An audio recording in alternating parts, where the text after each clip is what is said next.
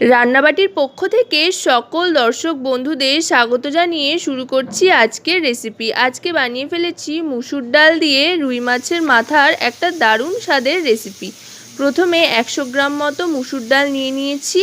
তারপরে মুসুর ডালটাকে ধুয়ে নিয়ে আলু আর মুসুর ডাল সামান্য সাদা তেলে ভেজে নিচ্ছি। ভেজে নিয়ে এতে জল দিয়ে দেব। জল দিয়ে সেদ্ধর জন্য ঢাকনা চাপা দিয়ে দেব। খুব সামান্য সাদা তেল দিয়েছি এখানে, নামমাত্র, জাস্ট একটু ভেজে নেওয়ার জন্য আর কি। এবার জল দিয়ে ঢাকনা চাপা দিয়ে দিলাম। 1 থেকে 1.5 মিনিট মতো কি 2 মিনিট মতো ঢাকনা চাপা দিয়ে রাখলেই সেদ্ধ হয়ে যাবে। এবার দেখুন সেদ্ধ হয়ে গিয়েছে। চাইলে এইভাবেও আপনারা নামিয়ে রাখতে পারেন। আমি যেহেতু একটু গ্রেভি বানাবো তরকারিটায়, সেই জন্য আমি জল দিচ্ছি, বেশ খানিকটা পরিমাণে জল দিচ্ছি।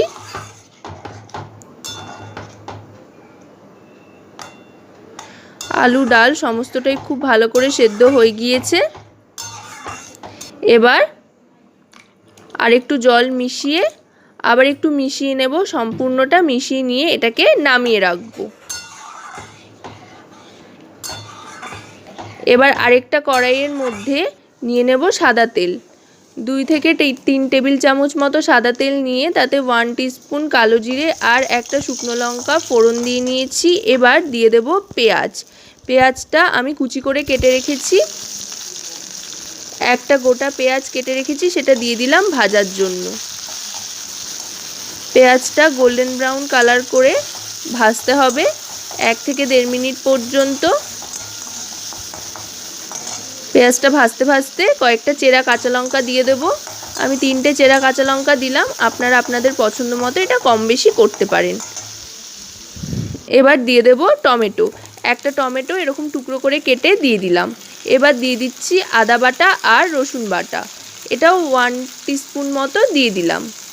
আপনাদের যদি বেশি আদা রসুনের ফ্লেভার পছন্দ হয় তাহলে আপনারা এটাও কম বেশি করতে পারেন বা বাড়িয়েও দিতে পারেন। এবার সমস্তটা ভালো করে ভাজা ভাজা করে নেব, যাতে আদা রসুনের গন্ধটা মরে যায়।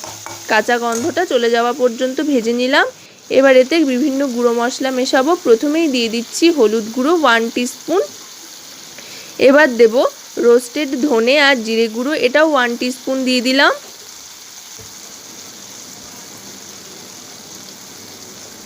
এবার দিয়ে দেব কাশ্মীরি রেড চিলি পাউডার, এটাও 1 টিস্পুন দিলাম। এবার দিয়ে দেব পরিমাণ মতো নুন।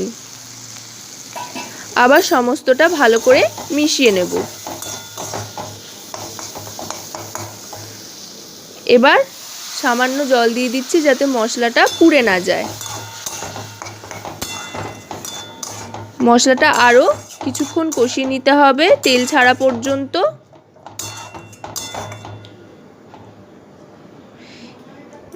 এবার একটু ঢাকা দিয়ে দিচ্ছি যাতে টমেটোটা সেদ্ধ হয়ে যায়।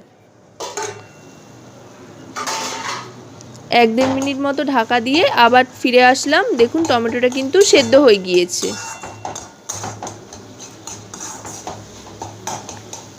আর মশলা থেকে তেল ছাড়তেও আরম্ভ করেছে, মশলা ভাজার গন্ধও ছাড়ছে। এবার ভেজে রাখা মাছের মাথাটা দিয়ে দিলাম। এটা রুই মাছের মাথা। আপনারা চাইলে যে কোনো মাছের মাথা দিয়েই এটা বানাতে পারেন, খুব টেস্টি হয়। এবার মাছের মাথাটাকে ভালো করে ভেঙে নিচ্ছি। সাঁড়াশি দিয়ে ধরে এইভাবে ভালো করে ঠুকে ঠুকে খুন্তির সাহায্যে ভেঙে পুরো মাথাটা মিশিয়ে নেবেন মশলার সাথে। বাহ, দারুণ সুন্দর গন্ধ ছাড়ছে মাছের মাথার সাথে মশলা মিশিয়ে যাওয়ার পর। এবার কিন্তু আগে থেকে সেদ্ধ করে রাখা ডাল আর আলুটা দিয়ে দেব।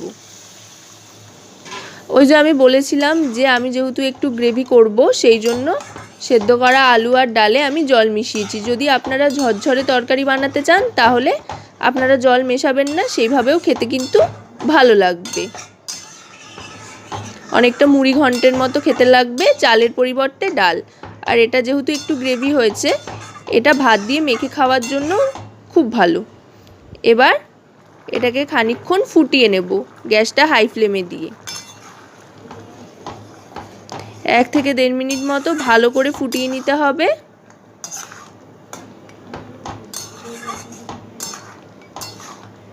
এই সময় দারুণ একটা গন্ধ ছাড়বে, বুঝতেই পারবেন। বাড়িতে বানানোর সময়। ব্যাস, এবার এটা আমি সার্ভ করে দিয়েছি। এবার এটা কিন্তু ভাত কিংবা চাইলে রুটির সাথে খাওয়ার জন্য এক্কেবারে তৈরি।